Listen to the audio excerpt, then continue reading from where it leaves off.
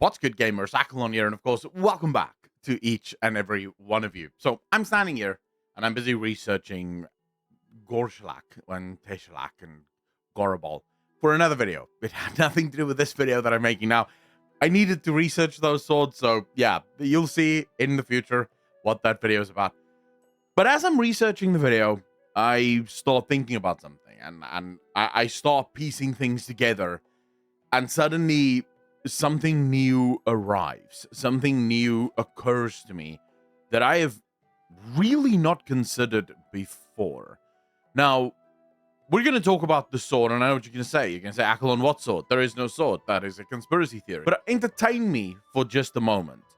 Imagine if there was a sword in Azeroth, let's say in Silithus. Just imagine, I'm not saying there is.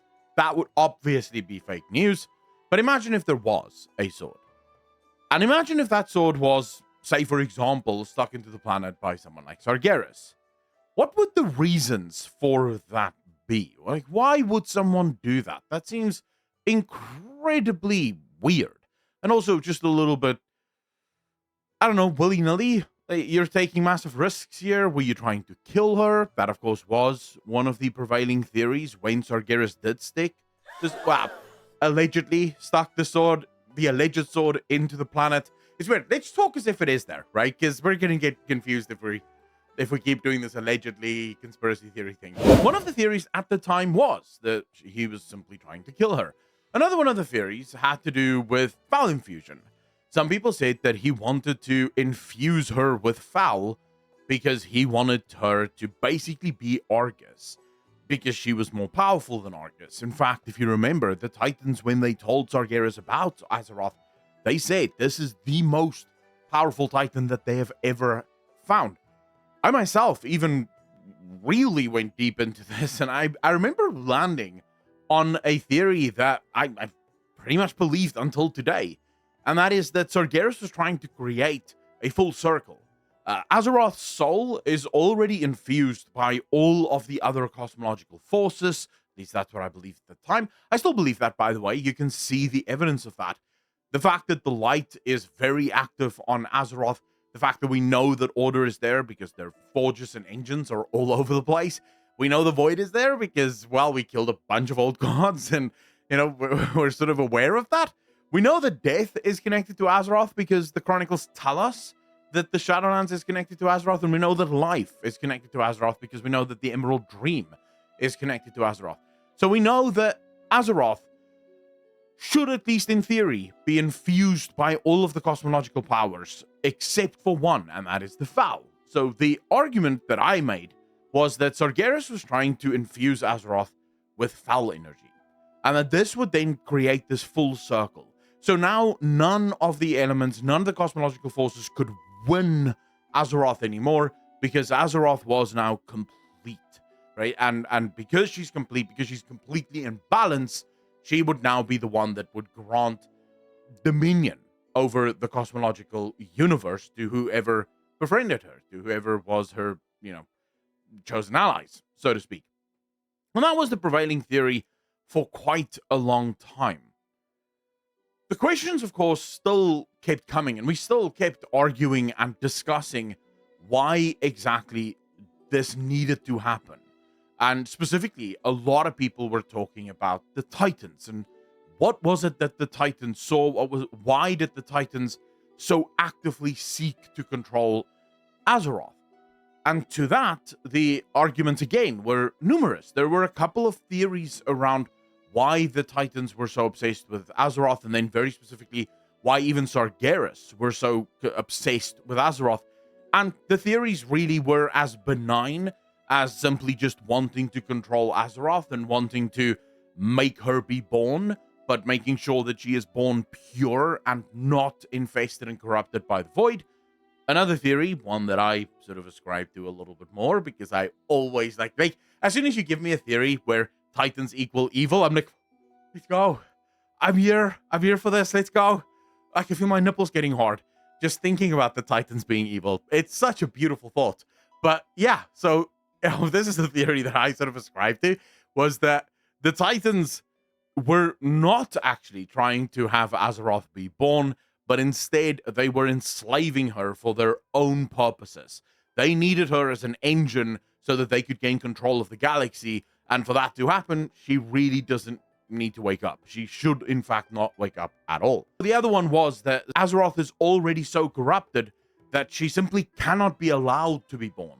Because if she is to be born, she would be half corrupted already, and therefore the forges and the engines on Azeroth are there to protect us, but also to protect her.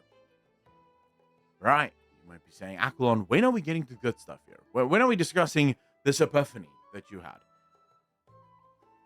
I'm getting to it. So, in researching Gorbald, Cheshalak, and Gorshalak, something occurred to me.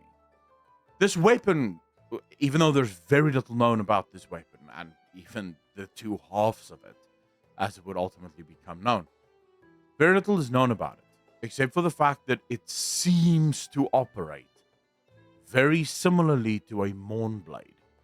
It is not a Mournblade. I don't think it is, at least, because it doesn't seem to have like all of the properties of a Mournblade, but it is also not a normal weapon. It certainly is not a normal weapon. It seems to be a weapon that has at least some will. Free will? No, but it does have some will of its own. So, therefore, it should have the properties of Mournblades. And what is the one thing that separates Mournblades from literally every other immortal weapon on Azeroth? To be fair, when we talk about immortal weapons, these are very specific weapons.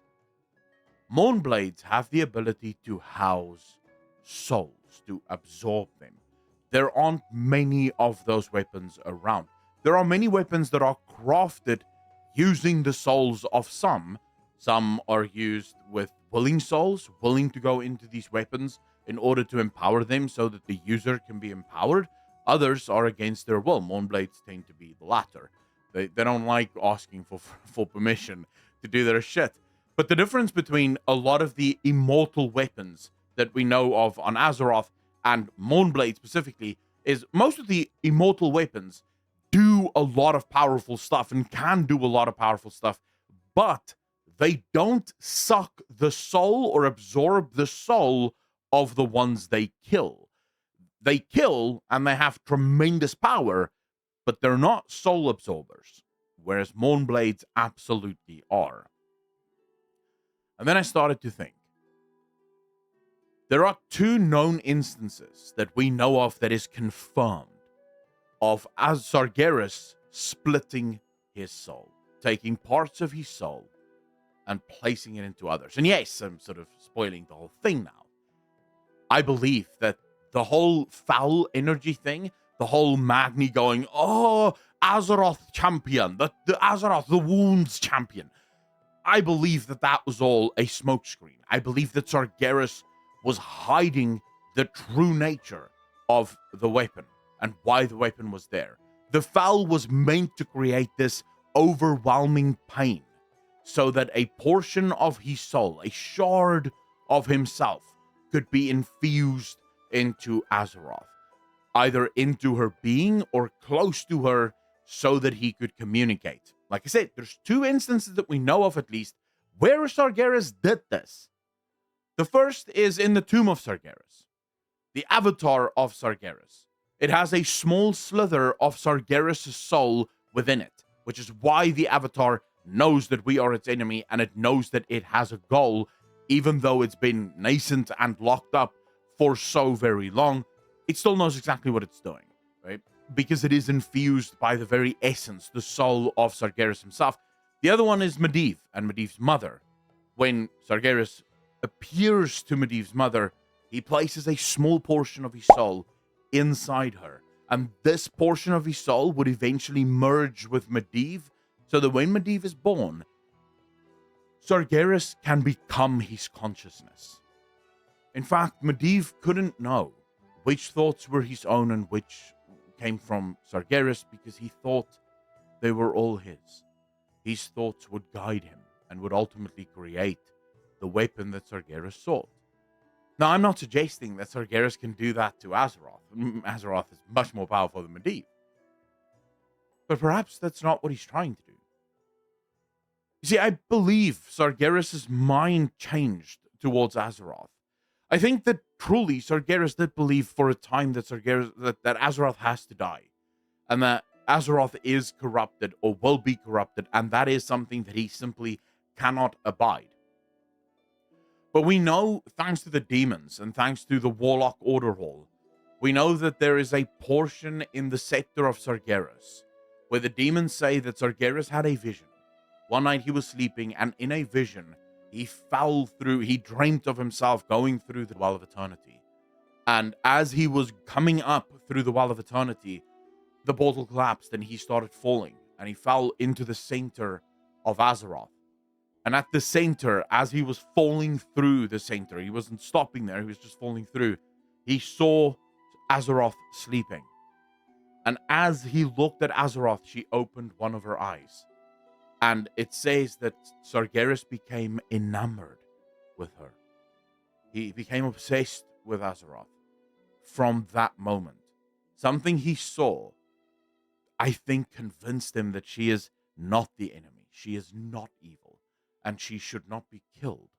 Instead, she should be recruited. And I think that's what his soul is doing inside of her. He's talking to her now. He's explaining to her what is happening. He's explaining to her what the Titans are up to. He's explaining to her what the state of the galaxy and the universe is like. And he's assessing her. Perhaps trying to give her guidance. I might be wrong. I might be right. You let me know in the comment section. If you want to keep the channel free from sponsorships, the want to sell you shit that you do not need, $1 a month will do that. Patreon, the links are in the description down below. Thank you so much to all the patrons that already gift. Love you guys from the bottom of my heart. As always, ladies and gentlemen, hit the like button if you liked. Dislike if you didn't. I'll see you in the next one. Peace.